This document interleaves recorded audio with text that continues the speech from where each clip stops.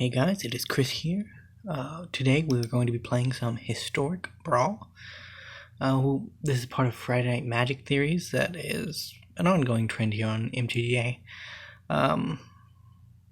We were going to have a 100 card singleton Brawl, but Wizards changed their mind at the last minute, so just stuck with standard 60 card Brawl. We're going to be playing Bolas, the God Pharaoh, today.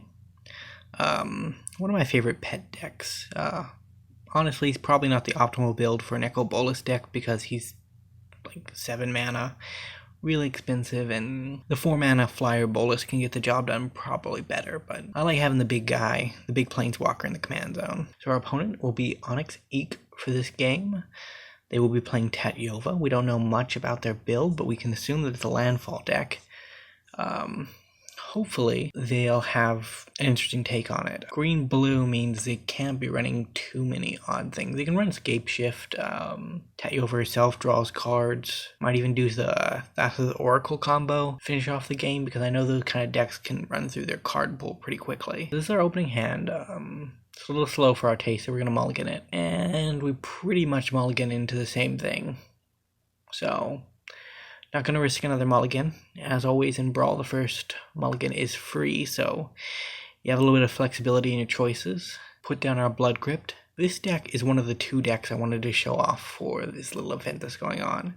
This deck is the quote-unquote fun deck, the fair deck of the 2. I'm about to say the video that's going to go up sometime after this will showcase the other one, which is just absolute filth. Why its commander is still legal in Historic Brawl, I have no idea, but it is. And I'm going to put the video up just to let you guys know that if you really want to just play 2 games and win 2 games, there's a commander out there that can do it.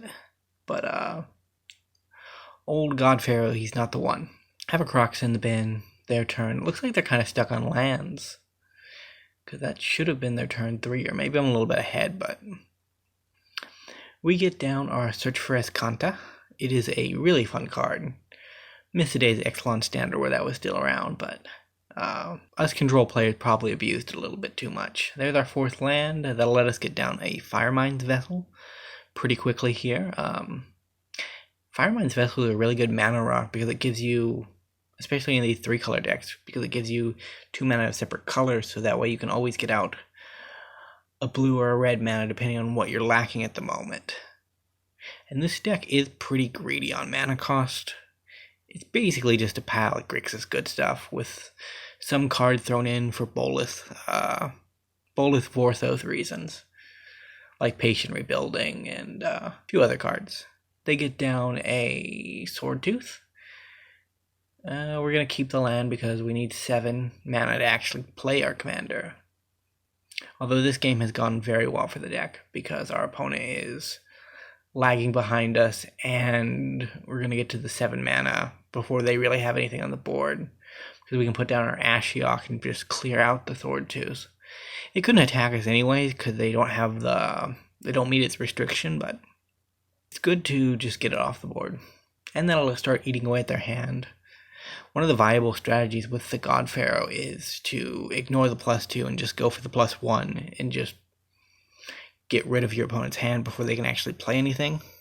It's a little bit harder if you can't get him down early, but this deck runs 4 or 5 different mana rocks, so foreseeably we should be able to get down our God Pharaoh a turn or 2 turns before he's actually supposed to be down. So we can play God Pharaoh.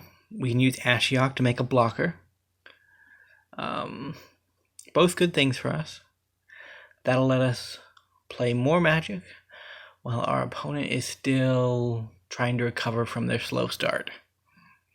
Although with a Mana Dork down and 4 lands in play, they could do pretty much anything and still be relatively okay. Probably one of those fun formats where even if it looks like your opponent's out of the game, they can still top deck something that'll put them back in the game. Like, they can get a board wipe that clears planeswalkers. They can get, pretty much clearing off our planeswalkers would set us back. That's what they need to really stop us at this point. They get in a Crucible of Worlds. Against our deck, that's not too scary. Although the Escape Shift that they just played does make it a little bit more scary, because That means they can get all those lands back from the graveyard. Unfortunately for us, patient rebuilding doesn't actually count lands in the graveyard that weren't put in the graveyard with the ability, so we wouldn't draw a lot of cards by playing that, but it was worth looking at, just to show you guys. We drew a Dracotheth. Okay, and it looks like we're going to cash in our Ashiok to get rid of the Crucible of Worlds. Because with the Crucible of Worlds in hand, they'll either have to exile it or the other card in their hand. And it doesn't really matter which one they exile, because we can just +1 Nicol Bolas to get rid of the remaining card. So they exile the Unknown. We play our Dracotheth. We then tick up our Nicol Bolas to get rid of the Crucible of Worlds so they can't get value out of their graveyard.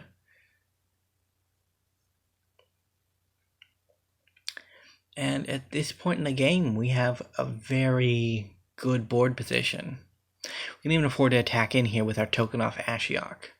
I think the exiles aren't ever going to be useful to us anymore, but that doesn't really matter at this point.